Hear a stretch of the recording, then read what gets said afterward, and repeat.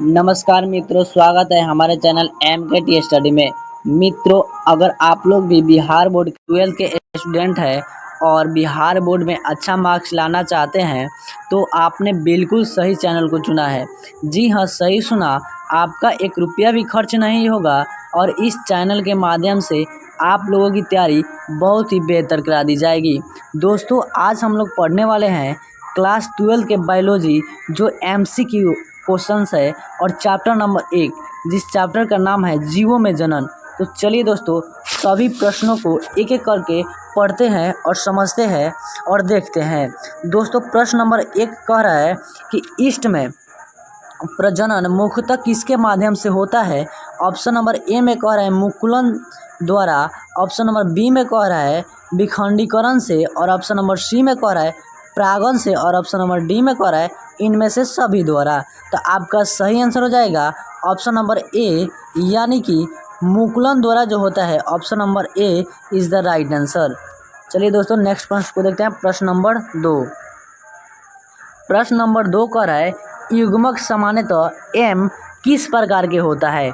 Option number A में कह रहा है हेप्लाइड होता है, ऑप्शन नंबर बी में कह रहा है डिप्लाइड होता है, ऑप्शन नंबर सी में कह रहा है पॉलीप्लाइड होता है, और ऑप्शन नंबर डी में कह रहा है नॉलीप्लाइड होता है। तो आपका सही आंसर हो जाएगा ऑप्शन नंबर ए, यानी कि हेप्लाइड यानी कि एक गुणक होता है। तो आपका सही आंसर हो जाएगा ऑप्शन नंबर ए।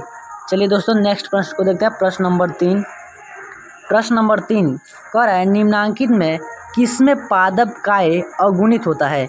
यानी कि इसमें जो दिया है उसमें कौन सा है जो पादप काय अगुणित होता है।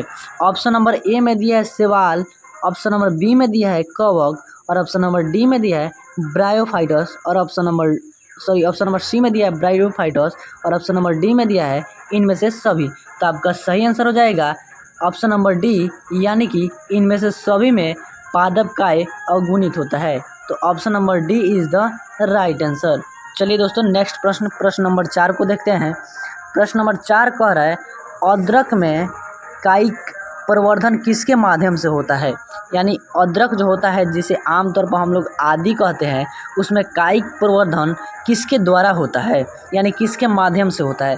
तो ऑप्शन नंबर ए में कह रहा है कि राइजोम के माध्यम से होता है, ऑप्शन नंबर बी में कह रहा है जड़ के द्वारा होता है, और ऑप्शन नंबर सी में कह रहा है ट्यूबर के द्वारा होता है, और ऑप्शन नंबर डी में कह रहा है बल्ब के द्वारा होता है। तो आपका सही आंसर हो जाएगा ऑप्शन नंबर ए, यानी कि राइजम के द्वारा जो होता है अदरक में कायिक प्रवर्धन होता है, यानी कि option number A is the right answer. चलिए दोस्तों, नेक्स्ट प्रश्न नंबर 5 को देखते हैं।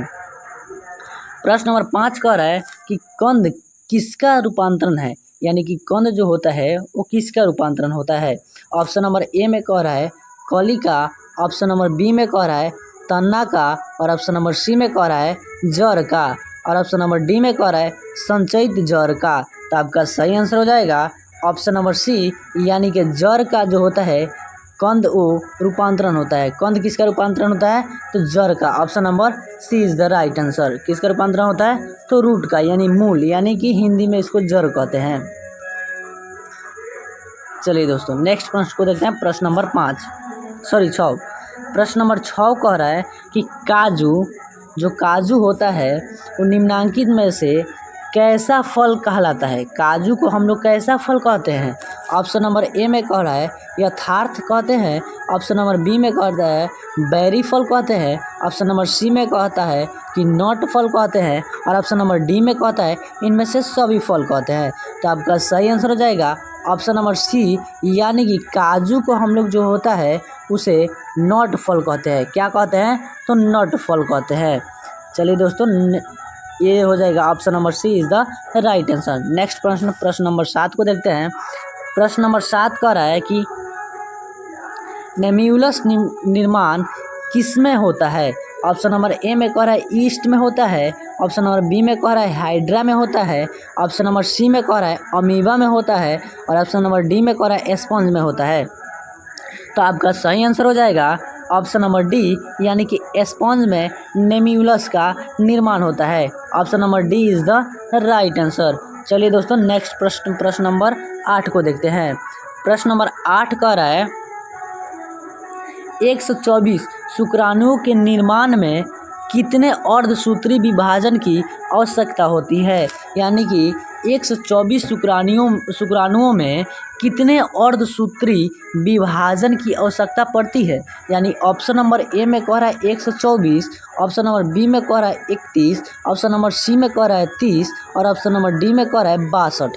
तो आपका सही आंसर हो जाएगा ऑप्शन नंबर बी, यानी कि 31 जो होता है वो अर्धसूत्री विभाजन होता है।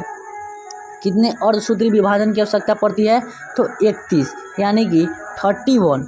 Option number B is the right answer. चलिए दोस्तों नेक्स्ट प्रश्न नंबर 9 को देखते हैं। प्रश्न नंबर 9 कह रहा है कि केचुआ प्राणी है, मतलब केचुआ प्राणी कैसा प्राणी है? ऑप्शन नंबर ए में कह रहा है एक लिंगी, ऑप्शन नंबर बी में कह रहा है द्विलिंगी, ऑप्शन नंबर सी में कह रहा है अलिंगी, ऑप्शन नंबर डी में कह रहा है नपुंसक। तो आपका सही आंसर हो जाएगा ऑप्शन नंबर बी, यानी केचुआ जो होता है वह द्विलिंगी होता है। क्या होता है? द्विलिंगी। B is the right answer. चलिए दोस्तों प्रश्न नंबर 10 को देखते हैं। प्रश्न नंबर 10 कह रहा है इनमें कौन सा भाग अगुणित होता है? यानी इनमें कौन सा भाग अगुणित होता है?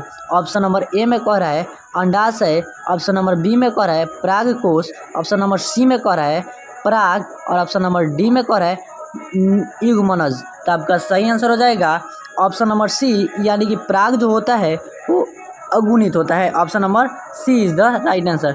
चलिए दोस्तों धन्यवाद। हमारा प्रश्न जो है यहीं पे समाप्त होता है। आज के लिए इतना ही, फिर मिलेंगे अगले वीडियो में। तब तक के लिए धन्यवाद। इससे पहले आप लोग से एक रिक्वेस्ट है कि मेरे चैनल को सब्सक्राइब, लाइक और ज़्यादा से ज़्यादा शेयर ज़रूर करें। चलिए दोस्तों धन्यवाद।